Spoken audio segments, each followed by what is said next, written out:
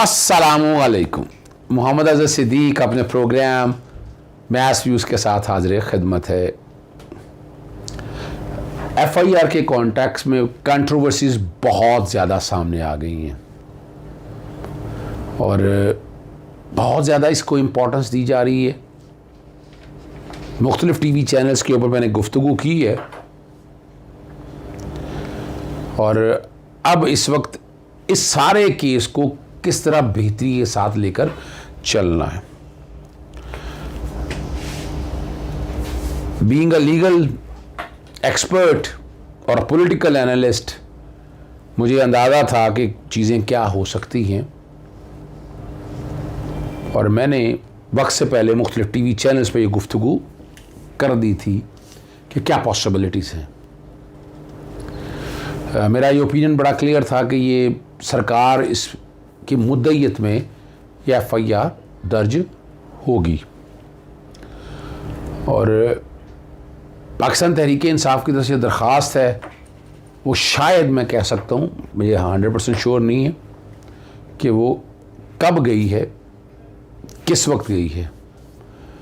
Police ने वकूए के फ़ौरन बाद रपट ज़रूर दर्ज की होगी। चले मैं उससे जाने से पहले जो मैंने मुख्तलिफ नुक्ता नज़र मुख्तलिफ TV चैनल्स पे या मैंने YouTube के प्रोग्राम या बोल के हवाले से मैंने कुछ बातें कही हैं, ज़्यादा लंबी नहीं बात करूँगा, वो ज़रा सुन लीजिएगा। मैंने इस बारे में मुख्तसरन जो है वो नुक्ता नज़र क्या दी, लेकिन कई चीज़ें ऐसी हैं जो मेरे ट्विटर हैंडल पे मैंने शेयर कर दी हैं। सुनिएगा मैंने क्या कहा। की तौर पर आपके सामने कुछ चीज़ें इसलिए रखी हैं कि यहाँ जो माफियाज या वो जो डिसीजन मेकर हैं वो इस हद तक पावरफुल हैं कि आज पंजाब के अंदर उनकी गवर्नमेंट नहीं है, लेकिन IG उनका बैठा है। याद रखिएगा, वो समझ रहे हैं शायद IG की आपको पता तैनाती भी होगी और सुप्रीम कोर्ट में ये गूंज भी थी और IG अपने आप को बचा रहे हैं और कंफ्यूज ये करने की कोशिश की जनाब वज़ीर आला ने ऐसा कहा। ओ भाई, आपको अनीता तुराब केस पता होना चाहिए। आप बाउंड है कानून पे अमल दरामद करने के लिए।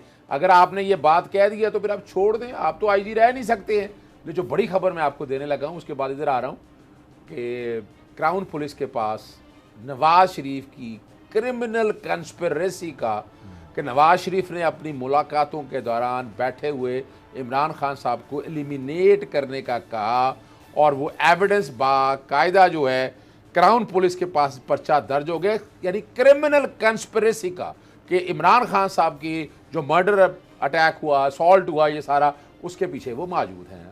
अब इन चीज़ों को ज़रा मिला के पढ़िएगा। हम तो छुप रहे हैं ना कुछ लोगों के पीछे। भाई इसमें प्राइम सस्पेक्ट कौन है? शहबाज शरीफ। अब नवाज शरीफ भी आ गया, फिर आज राना सनाउल्लाह है, फिर अब इन सब चीज़ों को मिला पर्चा कैसे होगा? पर्चा जब IG उनका बैठा है और आपने देखा वो बाकायदा जब मुलजिम पकड़ा गया, मैंने तो उसी वक्त कह दिया कि असल मुलजिम नहीं है, इसको बचा लो, सेव कर लो।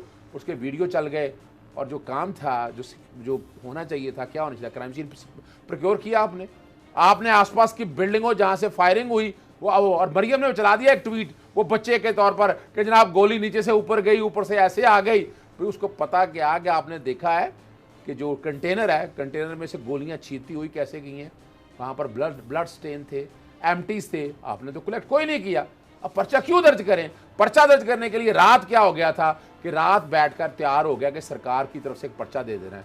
फिर जो लवाहिकीन थे, लवाहिकीन की तरफ से कोशिश की गई कि जो बंदा फौत हो गया है, शहीद हो गया है, कि उनकी तरफ से आ जाए। और इमरान खान FIR दर्ज होना जो है ना, ये आपका कानूनी और आईनी हक है।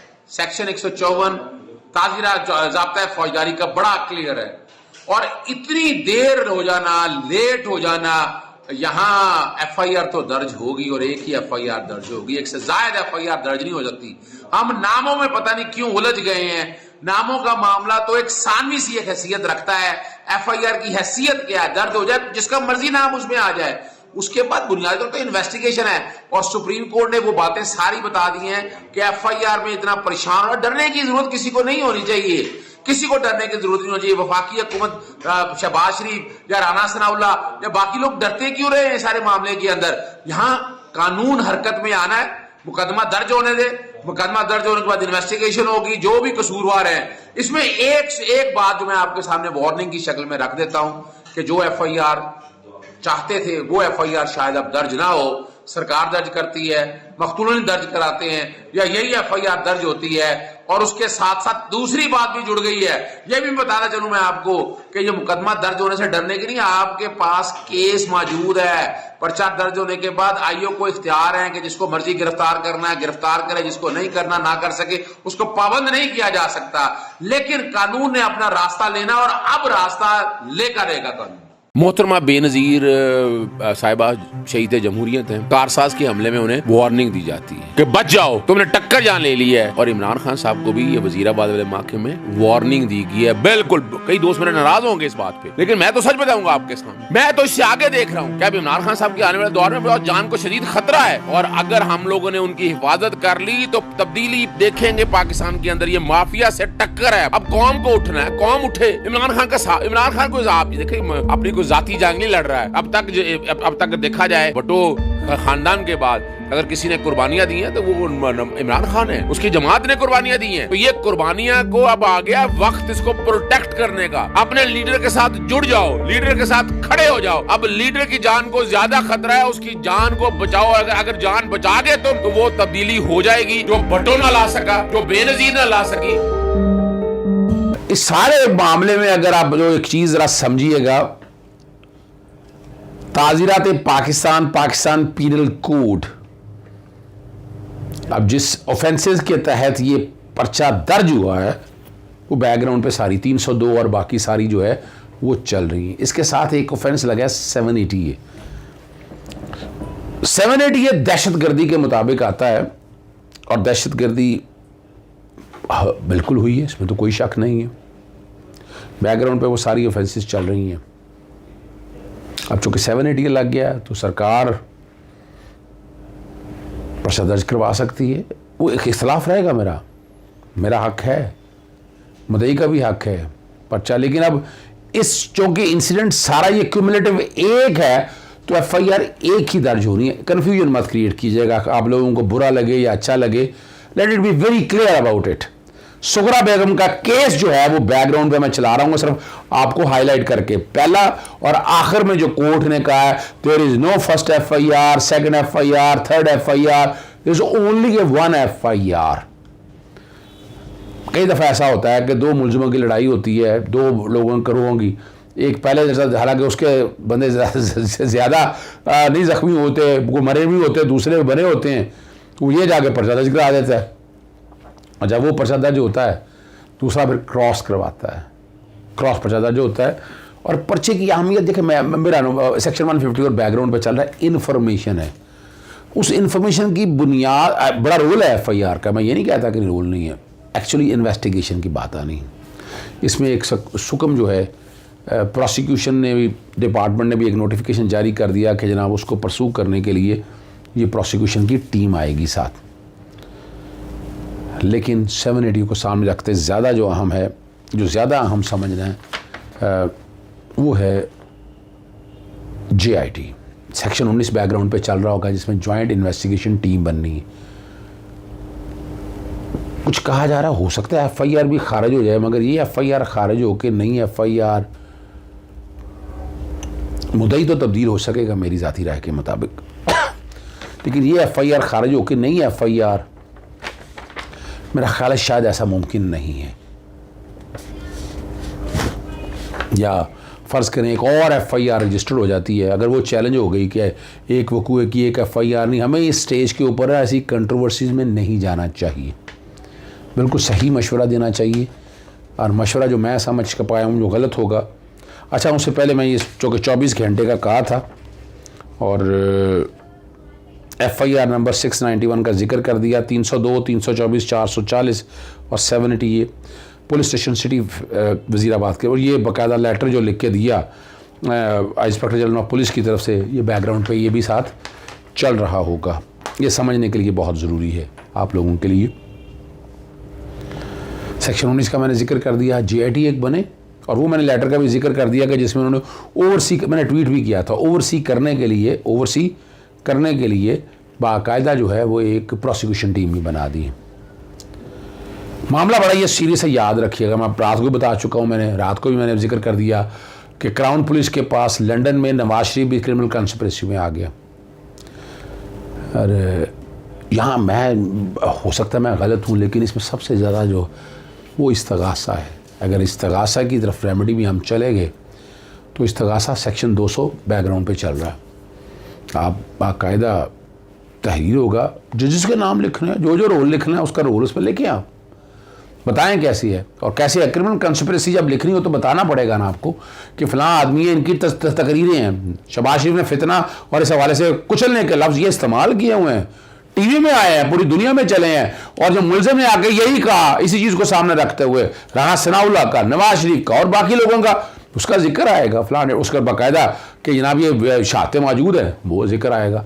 और क्रिमिनल कंस्पिरेसी के हवाले से ये बात, चूँकि इस FIR में नहीं जिक्र है, चूँकि ये सादा सी FIR दर्ज की है और इसमें आप दरख्वास्त दे सकते हैं बाकायदा। तदीमा बयान अगर होता है, आप मुद्दई इसमें तब्दील करने की बात करते हैं कि सरकार का मुद्दई जगह ये मुद्दई आ जाए और वो मामला उस तरफ चल निकलेगा।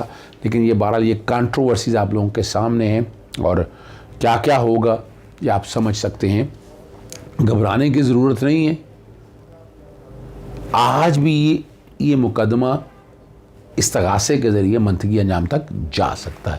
मॉडल टाउन थाने के हवाले से हमने बहुत सी और वो एक अलग बात है, पूरी दुनिया में इस तरह के हाई प्रोफाइल केसेस का क्या हाल होता है वो अपनी जगह पर मौजूद है। मैं चलता हूँ आगे। अब सुप्रीम कोर्ट में मामला चला और हाँ, यहाँ लॉन्ग मार्च के हवाले से एक मैं जिक्र पहले करना चाहूँगा।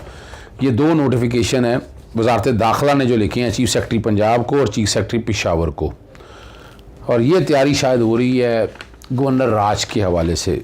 गवर्नर राज पे मैं आर्टिकल 234 बैकग्राउंड पे सदर के बगैर नहीं लग सकता, ना ऐसे हालात हैं, ना इमरजेंसी ऐसी हालात है। बहरहाल ये बुनियाद बनाई जा रही है इस तरह के ख़त लिख के। आर्टिकल 55 लोगों को मूव करना है, मोटरवे पे आना है, सड़कें बंद होगी, दरवाजे बंद हो गए। तारीखी तौर पर देखा है कि जितना पाकिस्तान मुस्लिम लीग नून और इन जमातों ने तबाही की थी वो आप लोगों के सामने ये 2 नोटिफिकेशन बैकग्राउंड पर चल रहे हैं ताकि आप लोगों को अंदाज़ा हो सके। अब ये गवर्नर राज लगाने के लिए आर्टिकल 234 बैकग्राउंड में ये गवर्नर राज लगाने की तैयारियां हो रही हैं ताकि गवर्नर राज लग सके, और उसके लिए कोशिशें हो रही हैं। इतना आसान काम नहीं है गवर्नर राज लगना। मैं फिर आपको बताता चलूँ। आपके मैंने वो ट्वीटें भी सारी चला दी हुई हैं कि जिसमें मैंने कहा था कि जो मैंने पेशिंग हुई थी वो साबित हुई है, वो भी बैकग्राउंड पर आपके पीछे चल चुकी है। और इसी तरह मैंने कहा कि सेक्शन 19 के तहत जो GIT काबिल, दयानत और तगड़े अफसरान पर मुश्तमिल होनी चाहिए ताकि जो मुलज़िम जो है ना वो बच ना सकें। ठीक है ना जी। अब ये वो सारी चीज़ें आप लोगों के सामने रखने का मकसद सिर्फ इतना है। हमारे ले चलता हूँ सुप्रीम कोर्ट में जो नैब में जो तरामीम हुई हैं उसके हवाले से है। बड़ा जिक्र हो गया क्रिकेट मैच का, सेमीफाइनल का पहुंचने का। एक मोजज़े से कम नहीं है, सेमीफाइनल में पाकिस्तान पहुंच गई। हुकूमती वकील जी मखदूम अली खान ने कहा हाँ जी कल कितने बजे मैच है जी, इसका हुकूमती वकील से मुस्कुराते हुए अगर आप कहें तो हम आपके लिए सुप्रीम कोर्ट के बाहर मैच देखने के लिए स्क्रीन लगवा देते हैं। और पाकिस्तान क्रिकेट टीम का सेमीफाइनल में पहुंचना वाकई एक मौजज़ा है। अगर आपको बुरा ना लगे तो आप दलाइल दीजिएगा, हम मैच देखेंगे। जस्टिस मंसूर अली शाह का हुकूमती वकील तहरीक इंसाफ के वकील से मुकालमा, और कमरे मुस्कुराहटें हुई और कोई अच्छी खबर सुनने को आई। कल तक समाअत मुलतवी कर दिया। 3 रुकनी बेंच ने इस केस की समाअत की है।